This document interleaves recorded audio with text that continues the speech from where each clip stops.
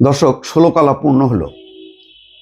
সেটা হলো যে চীন 2.1 বিলিয়ন মার্কিন ডলার 2.1 বিলিয়ন মার্কিন ডলার সহায়তার প্রতিশ্রুতি দিয়েছে এবং একই সঙ্গে ডক্টর মোহাম্মদ ইউনূস চীনকে বলেছে 1-2 বছর 5 বছর না, বাংলাদেশের নদী এবং নদীর ব্যবস্থাপনা নিয়ে 50 বছরের পরিকল্পনা পেশ করতে।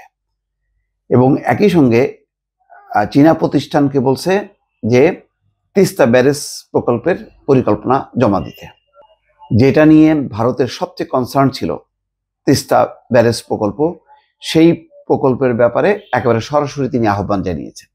শুধু তাই না, তিস্তা সহ পুরো বাংলাদেশের নদী ব্যবস্থাপনা নিয়ে চীনকে পরিকল্পনা পেশ করার আহ্বান জানিয়েছেন। তার মানে নদী ব্যবস্থাপনা এবং তিস্তা প্রকল্প নিয়ে চীনের সঙ্গে লম্বা সময়ের জন্য একটা চুক্তিতে যাচ্ছে বাংলাদেশ।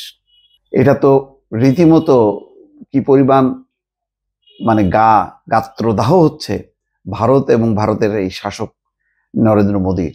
কল্পনা করে দেখেন, যেটার ব্যাপারে একদম শেখ হাসিনার কমিটমেন্ট ছিল যে তিস্তা প্রকল্প, যেহেতু তিস্তা পানি বন্টন চুক্তি হচ্ছে না, সুতরাং ভাটি এলাকায় চীন ব্যারেজ নির্মাণ করবেন যাতে সারা বছর সেই পানি দিয়ে সেচ করা যায় বা কৃষি জমিকে চাষ করা যায়।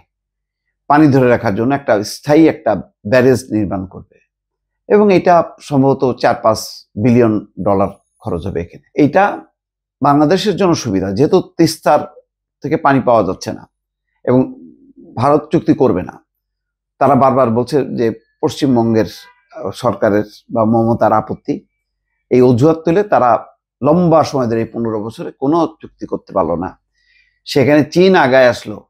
চীনকে শেখ হাসিনা পরে বলল যে ঠিক আছে তোমাদেরকে দিব এটা, কিন্তু পরে শেষ ওই যে দ্বাদশ জাতীয় সংসদ নির্বাচন, আমিডামি নির্বাচন, তার তো ক্ষমতায় থাকতেই হবে।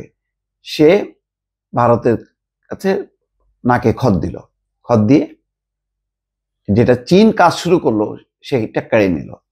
চীন মাইন্ড করলো, মাইন্ড করাতে কি হলো, তারপরেও কিন্তু চীন বললো যে ঠিক আছে তুমি আমার দেশ সফর করো আগে, কিন্তু সেখানে না যে সে আগে যথারীতি চলে গেল হচ্ছে ভারতে।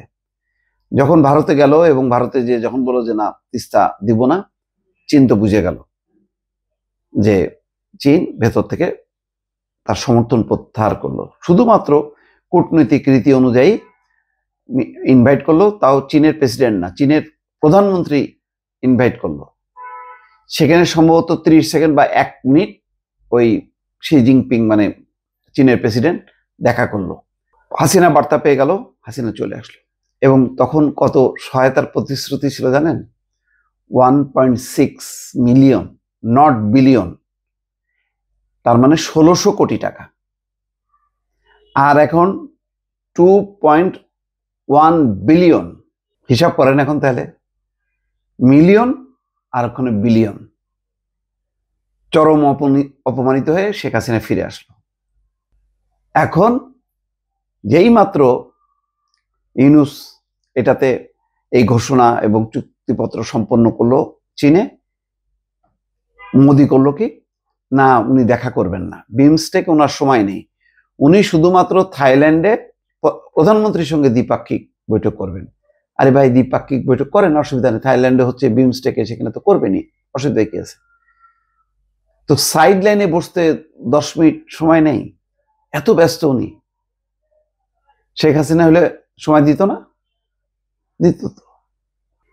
তো উনি একটা ধাক্কা দিলেন আর কি, একটা শুকনো ধাক্কা দিল, একটা অর্থহীন একটা ধাক্কা দিল। ভারত কি জানে যে চীন যদি বাংলাদেশকে ওন করে এবং সেইভাবে যদি বাংলাদেশও তাদের বন্ধুত্ব সহযোগিতা নিতে প্রস্তুত হয়, তাহলে কোনো অস্তিত্ব থাকবে ভারতের? চীন তো ডাইরেক্ট মিয়ানমারের মধ্য দিয়ে একদম মহাসড়ক তৈরি করে ফেলবে, বাংলাদেশের সাথে কানেক্ট করে ফেলবে। সেই ক্ষমতা চীনের আছে।